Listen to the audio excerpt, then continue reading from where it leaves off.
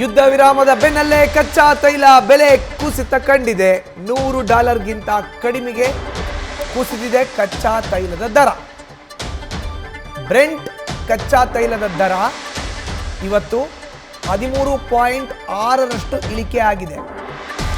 ಪ್ರತಿ barrel Brent ಕಚ್ಚಾ ತೈಲದ ದರ $94.43 ಆಗಿದೆ.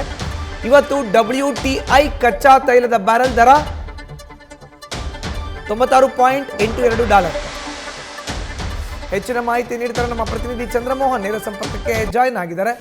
ಚಂದ್ರಮೋಹನ್, ಕದನ ವಿರಾಮ ಬೀಳ್ತಾ ಇದ್ದಂಗೆ ಕಚ್ಚಾ ತೈಲದ ಬೆಲೆ ಕೂಡ ಇಳಿಕೆ ಕಂಡಿದೆ, ಕುಸಿತವಾಗಿದೆ.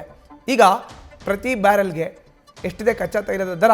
ಮುಂಬರುವಂಥ ದಿನದಲ್ಲಿ ಇನ್ನಷ್ಟು ಬೆಲೆ ಇಳಿಕೆ ಆಗುವಂಥ ಸಾಧ್ಯತೆ ಇದೆಯಾ, ಹೇಗೆ?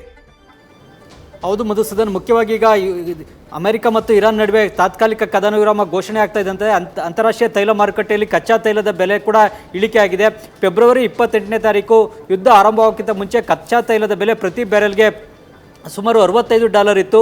ಆದರೆ ಈಗ ಯುದ್ಧ ಆರಂಭವಾದ ಬಳಿಕ ಅದು ಪ್ರತಿ ಬ್ಯಾರೆಲ್ಗೆ $115ವರೆಗೂ ಕೂಡ ಏರಿಕೆ ಆಗಿತ್ತು. ಆದರೆ ಈಗ ತಾತ್ಕಾಲಿಕ ಕದನ ವಿರಾಮ ಘೋಷಣೆ ಆಗ್ತಾ ಇದ್ದಂತೆ ಪ್ರತಿ ಬ್ಯಾರೆಲ್ ಕಚ್ಚಾ ತೈಲದ ಬೆಲೆ $115ರಿಂದ $95, $96ಗೆ ಕುಸಿದಿದೆ. ಹೀಗಾಗಿ ಇದು ಕಚ್ಚಾ ತೈಲದ ಬೆಲೆಯಲ್ಲಿ ಇಳಿಕೆ ಆಗ್ತಾ ಇದೆ. ಹೀಗಾಗಿ ಇದು ಇನ್ನು ಮುಂದೆ ಮತ್ತಷ್ಟು ಕೂಡ ಇಳಿಕೆ ಆಗ್ಬೋದು. ಈಗ 15 ದಿನಗಳ ತಾತ್ಕಾಲಿಕ ಕದನ ವಿರಾಮ ಒಂದು ಶಾಶ್ವತ ಕದನ ವಿರಾಮ ಆದರೆ ಕಚ್ಚಾ ತೈಲದ ಬೆಲೆ ಮತ್ತೆ $65 ಅಥವಾ $70ಗೆ ಇಳಿಕೆ ಆಗ್ಬೋದು. ಹಾಗಾಗಿ $65-70ಗೆ ಪ್ರತಿ ಬ್ಯಾರೆಲ್ನ ಬೆಲೆ ಇಳಿಕೆ ಆದರೆ ಎಲ್ಲ ರಾಷ್ಟ್ರಗಳಿಗೂ ಕೂಡ ಅನುಕೂಲ ಆಗುತ್ತೆ. ಹಾಗಾಗಿ ಯುದ್ಧದ ಮುಂಚಿನ ಸ್ಥಿತಿಗೆ, ಯುದ್ಧದ ಪೂರ್ವ ಸ್ಥಿತಿಗೆ ಈಗ ಕಚ್ಚಾ ತೈಲದ ಬೆಲೆ ಇಳಿಕೆ ಆಗಬೇಕು ಅಂತೇಳಿ ಎಲ್ಲ ರಾಷ್ಟ್ರಗಳು ಕೂಡ ಬಯಸ್ತಾ ಇವೆ.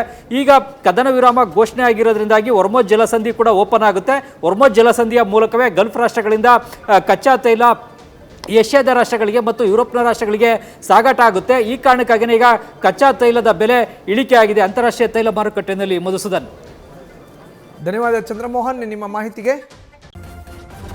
ನ್ಯೂಸ್ ಫಸ್ಟ್, ನಿರ್ಭೀತಿಯಿಂದ ನಿಮ್ಮ ಪರವಾಗಿ.